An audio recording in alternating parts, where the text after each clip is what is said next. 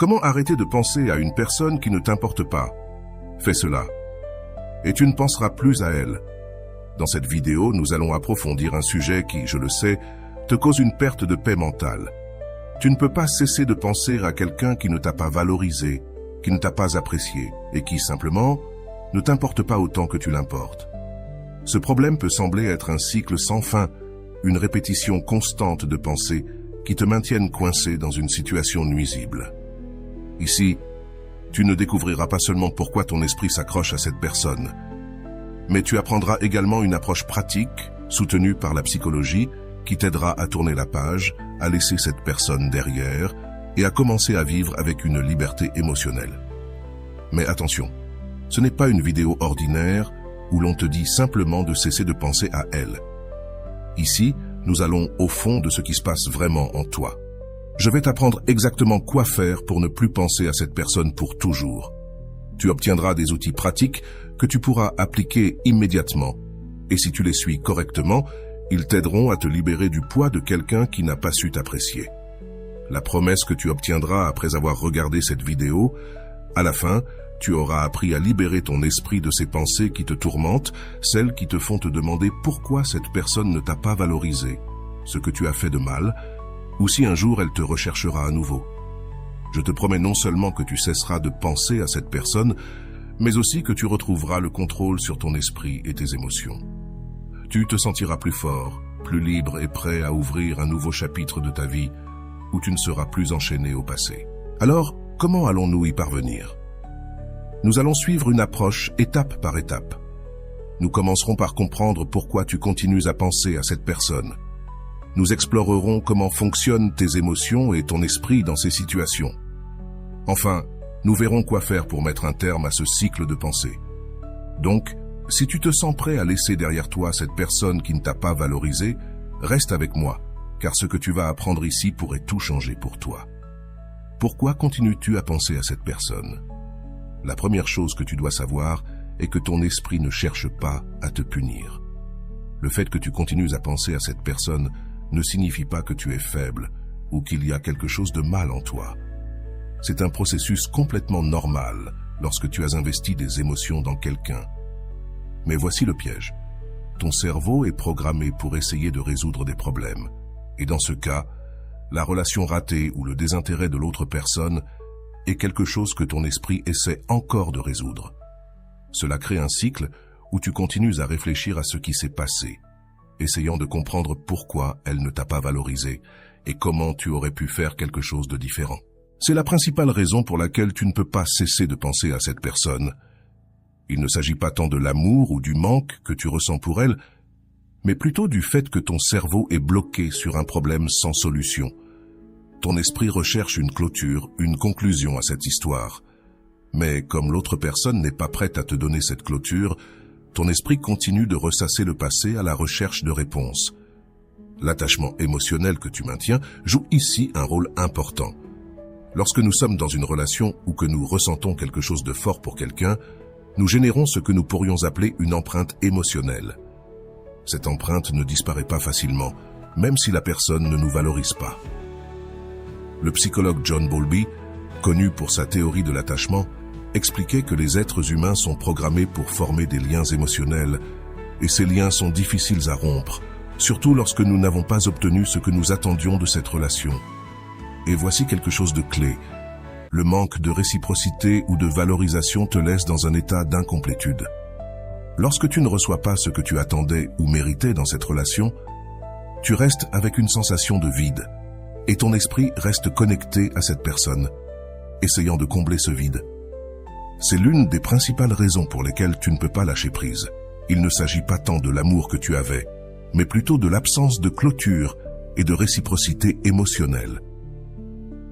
Le phénomène psychologique que tu dois connaître est appelé l'effet Zeigarnik.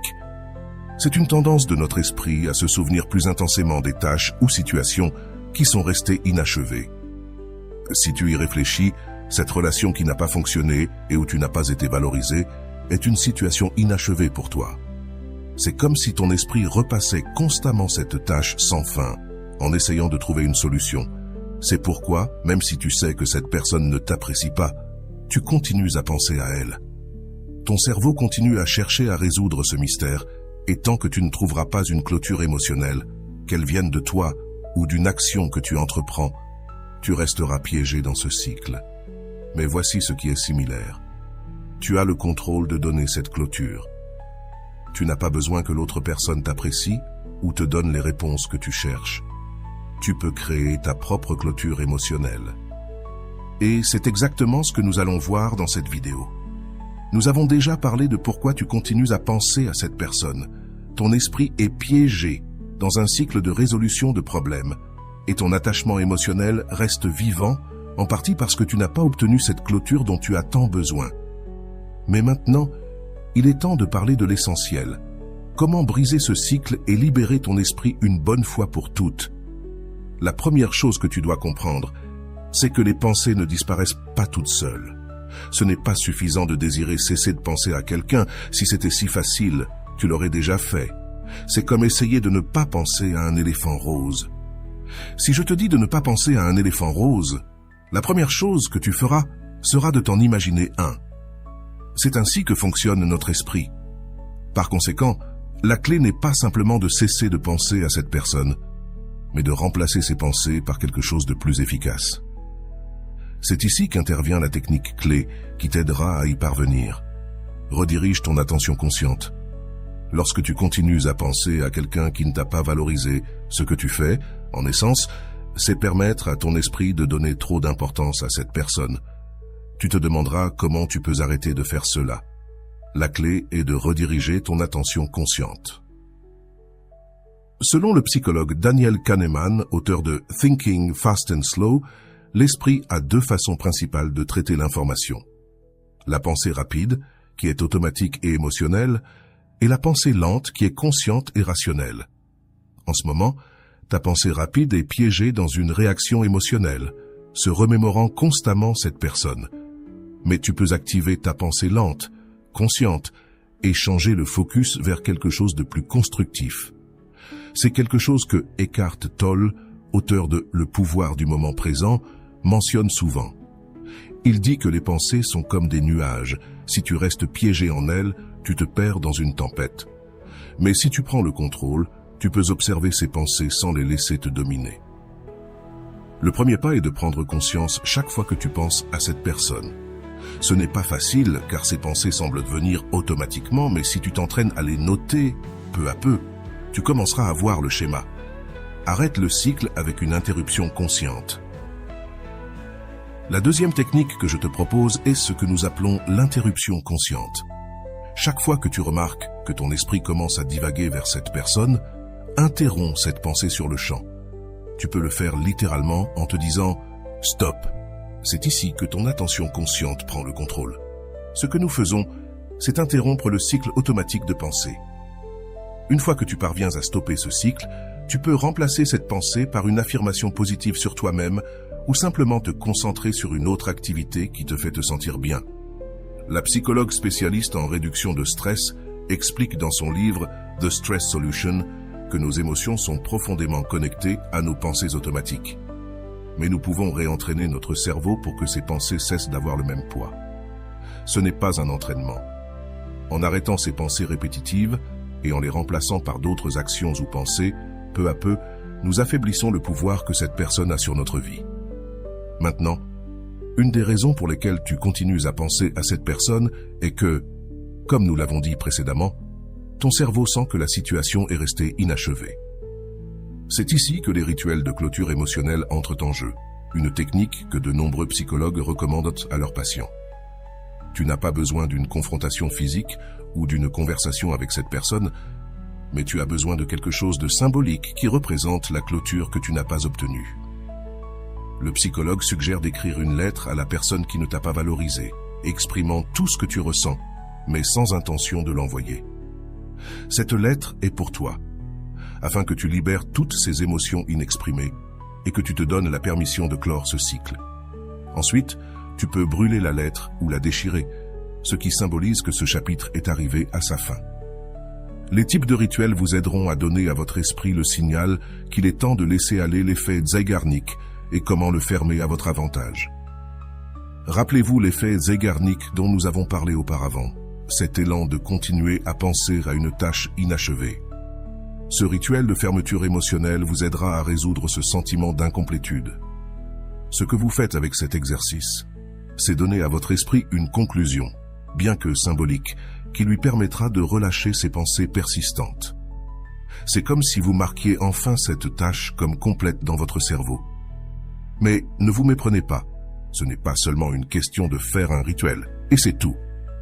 Le processus de cesser de penser à quelqu'un prend du temps et de la pratique. Ce que nous faisons ici, c'est entraîner votre esprit à relâcher ses pensées de manière active. C'est pourquoi chaque fois que vous sentez que votre esprit revient à cette personne, vous devez en être conscient et appliquer l'une de ces techniques pour interrompre le cycle et rediriger votre énergie. Faites de la place pour de nouvelles expériences. En fin de compte, ce qui vous aidera le plus à cesser de penser à cette personne, c'est de faire de la place dans votre vie pour de nouvelles expériences. C'est là que beaucoup de gens échouent. Ils restent piégés dans un cycle de pensée parce que leur vie continue de tourner autour de cette relation ratée. Pour libérer votre esprit, vous devez lui donner un nouvel objectif.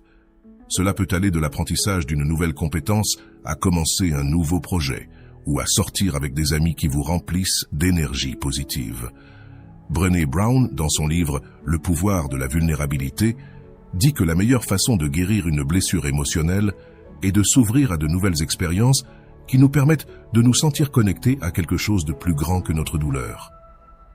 Alors, n'ayez pas peur de rechercher de nouvelles aventures, activités ou personnes qui vous aident à rediriger votre attention vers quelque chose qui vous nourrit émotionnellement. Jusqu'à présent, nous avons parlé des raisons psychologiques pour lesquelles vous continuez à penser à cette personne qui ne vous a pas valorisé.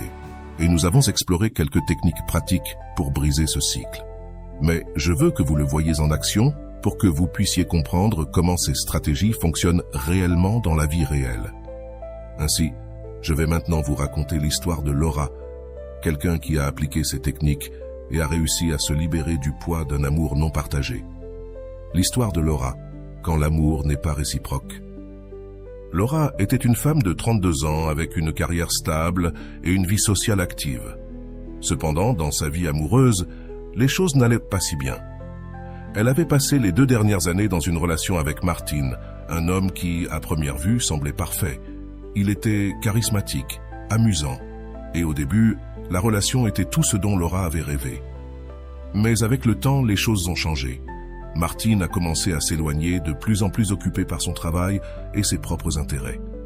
Les conversations profondes sont devenues moins fréquentes, les sorties en couple ont commencé à se raréfier, et quand ils étaient ensemble, Laura sentait qu'il ne la regardait plus avec les mêmes yeux. Bien que Martin n'ait jamais été cruel ni direct, Laura pouvait sentir comment l'intérêt s'évanouissait. Elle savait au plus profond de son être qu'elle n'était plus sa priorité. La douleur de se sentir invisible dans une relation a envahi Laura. Elle se sentait piégée dans un cycle de pensée, se demandant constamment ce qu'elle avait mal fait, pourquoi Martin avait cessé de s'intéresser à elle, ce qu'elle pouvait faire pour attirer à nouveau son attention. Pendant des mois, elle a continué à chercher des signes que les choses pourraient redevenir comme avant, mais ces signes n'ont jamais été au rendez-vous. Un jour, après une dispute où Martin a admis qu'il avait besoin d'espace, Laura a décidé qu'elle ne pouvait plus continuer ainsi. Elle l'aimait, oui, mais elle réalisait que cet amour n'était pas réciproque de la manière qu'elle méritait. Cependant, malgré sa décision de mettre fin à la relation, Laura ne pouvait s'empêcher de penser à lui. Chaque nuit, elle se retrouvait à revivre des conversations, cherchant dans son esprit les moments où tout avait commencé à mal tourner. C'est à ce moment-là que Laura a compris que quelque chose devait changer. Elle avait entendu une amie parler des techniques de redirection de l'attention consciente et de rituels de fermeture émotionnelle. Elle a donc décidé d'essayer. La première étape, interrompre le cycle des pensées. Laura a commencé à appliquer la technique d'interruption consciente chaque fois que Martin apparaissait dans son esprit. Au début, ce n'était pas facile.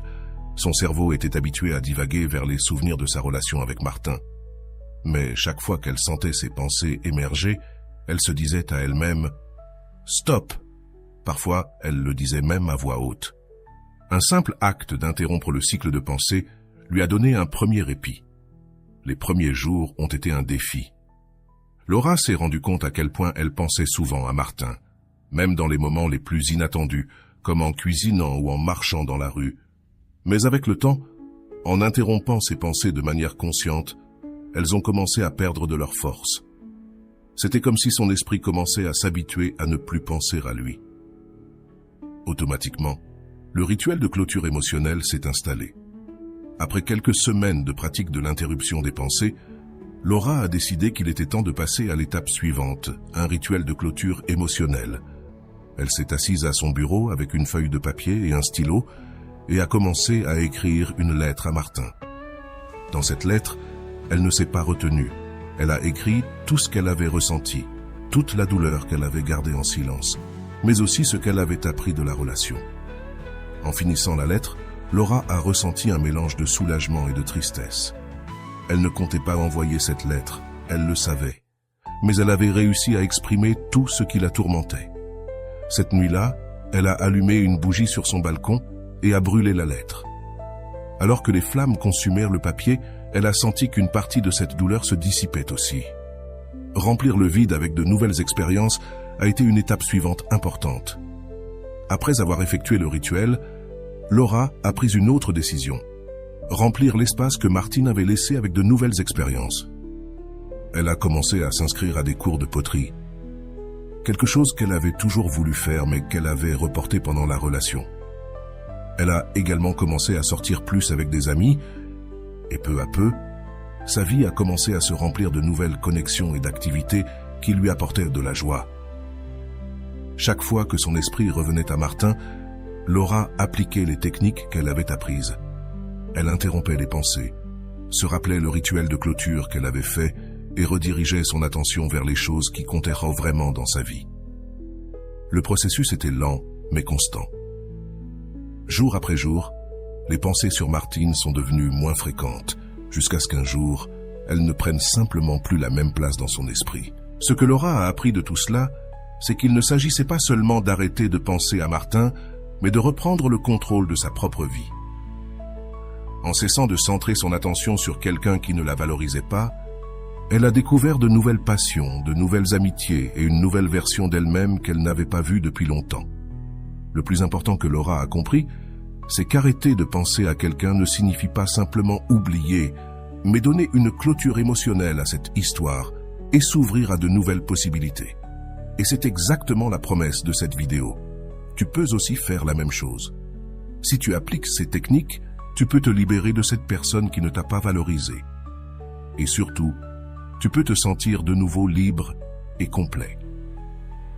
Dans la prochaine partie, nous allons faire une analyse de la manière dont Laura a géré chaque étape du processus et comment tu peux faire de même.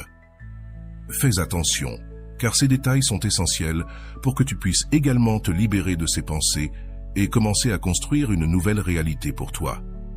Nous nous voyons dans le prochain bloc. Analyse de l'histoire de Laura. Comment elle a géré chaque étape. Maintenant que tu connais l'histoire de Laura, nous allons décomposer étape par étape comment elle a réussi à cesser de penser à Martin, quelqu'un qui ne l'a clairement pas valorisé. Cette analyse t'aidera à mieux comprendre comment tu peux appliquer ces mêmes techniques dans ta vie pour obtenir des résultats similaires. Étape 1. Reconnaître que la situation ne changera pas. La première chose que Laura a faite, et qui est cruciale pour toi aussi, a été de reconnaître que la situation avec Martin ne changerait pas.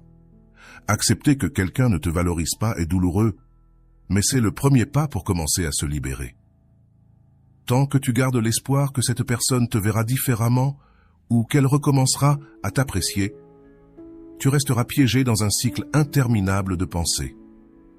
Laura s'est rendue compte que l'amour qu'elle ressentait n'était pas réciproque de la manière qu'elle méritait.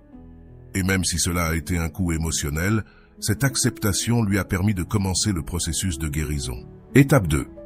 Interrompre le cycle de pensée. C'est l'une des étapes les plus importantes dans le processus de Laura, et cela le sera probablement aussi pour toi. Chaque fois que son esprit revenait à penser à Martine, Laura utilisait la technique de l'interruption consciente. Se dire cela peut sembler simple, mais ça fonctionne parce que cela interrompt le flux automatique de pensées négatives. En les arrêtant net, elle a donné à son esprit une pause et le temps de rediriger ses pensées vers autre chose. Cette étape est particulièrement importante, car de nombreuses pensées que nous avons sur quelqu'un qui ne nous valorise pas sont automatiques. Nous ne les choisissons pas consciemment, mais nous restons piégés. Les répétant, la clé ici est d'avoir ces pensées dès qu'elles surgissent, sans les juger. Il s'agit simplement de reconnaître qu'elles sont là et de prendre le contrôle sur elles. Étape 3. Réaliser un rituel de clôture émotionnelle. Une des choses qui a maintenu Laura piégée a été l'effet Searnick, cette tendance de l'esprit à rester accroché à des tâches ou des situations non résolues.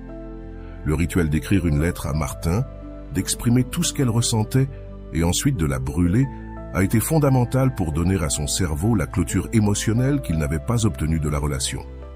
Ce type de rituel symbolique est puissant, car il te permet de libérer des émotions non exprimées et, en même temps, d'envoyer un signal clair à ton esprit que le cycle est terminé. Si tu ne l'as pas essayé, je t'encourage à le faire. Tu n'as pas besoin de partager cette lettre avec l'autre personne. En fait, il est préférable de ne pas le faire. L'objectif est que tu te libères toi-même. Étape 4. Remplir l'espace émotionnel avec de nouvelles expériences. Une autre étape essentielle dans le processus de Laura a été de remplir le vide laissé par Martine avec de nouvelles expériences. Voici un principe psychologique important. Si tu ne donnes pas à ton esprit quelque chose de nouveau sur lequel se concentrer, il continuera à s'accrocher à ce qu'il connaît, même si cela te cause de la douleur. Laura a pris la décision consciente de s'inscrire à des cours de céramique, une activité qu'elle avait toujours voulu essayer, et a commencé à remplir sa vie de personnes et d'activités qui lui apportaient de la joie. Cette étape est clé, car beaucoup de personnes commettent l'erreur d'essayer d'oublier quelqu'un sans remplacer ses pensées par de nouvelles expériences. Si tu ne fais rien de nouveau, ton esprit continue de revenir au même endroit. Dans le cas de Laura, le fait qu'elle ait commencé à explorer de nouvelles activités et amitiés a fait que, peu à peu, son attention et ses émotions se sont dirigées vers quelque chose de plus positif. Étape 5. Être constant et patient avec le processus. La chose la plus importante à retenir est que ce processus prend du temps. Laura n'a pas cessé de penser à Martin du jour au lendemain. Cela a pris des semaines, voire des mois, pour interrompre ses pensées répétitives et commencer à voir les résultats. Ce qui a fait la différence, c'est sa constance. Chaque fois que son esprit revenait à Martin, elle appliquait les techniques qu'elle avait apprises. Elle le faisait sans désespoir, sachant qu'avec le temps, ses pensées perdraient de leur force. C'est ici que beaucoup de personnes se trompent. Elles s'attendent à des résultats immédiats, et lorsqu'elles ne voient pas de changement rapide, elles se frustrent et abandonnent. Mais ce que tu dois comprendre, c'est que tu es en train de reprogrammer ton esprit. Et cela prend du temps. La constance est la clé. Si tu continues à appliquer les techniques jour après jour, les pensées sur cette personne vont s'affaiblir jusqu'à ce qu'un jour, tu te rendes compte qu'elle n'occupe plus la même place dans ta vie. Le pouvoir de créer ta propre clôture. Laura a compris que, même si elle ne pouvait pas changer comment Martin l'avait traitée, elle pouvait changer la façon dont elle répondait à cette situation. Elle a pris le contrôle de ses émotions et a décidé qu'elle ne vivrait plus piégée dans une relation qui n'existait plus. En réalisant ce rituel de clôture émotionnelle, en interrompant les pensées répétitives et en remplissant sa vie de nouvelles expériences, Laura a réussi à créer sa propre clôture sans dépendre de Martin. Et c'est la leçon la plus importante que tu peux tirer de cette histoire. Tu n'as pas besoin que l'autre personne te donne la clôture émotionnelle que tu recherches. Tu n'as pas besoin d'être valorisé ou qu'elle revienne vers toi pour pouvoir avancer. Tu peux prendre le contrôle. Tu peux décider quand il est suffisant. Et, quand tu le feras, tu commenceras à te sentir plus libre, plus en paix et prêt à t'ouvrir à de nouvelles opportunités. Maintenant, c'est à ton tour. As-tu traversé une situation similaire à celle de Laura? Est-ce que tu trouves difficile de ne plus penser à quelqu'un qui ne t'a pas valorisé? J'aimerais que tu partages ton expérience dans les commentaires. Dis-moi quelle technique tu as essayé ou quelles questions tu as, et je serai heureux de t'aider. Souviens-toi, c'est un processus, et chaque petit pas que tu fais te rapproche davantage de la liberté émotionnelle. Partage ton histoire, réfléchis à ton expérience, et n'hésite pas à demander si tu as besoin d'orientation.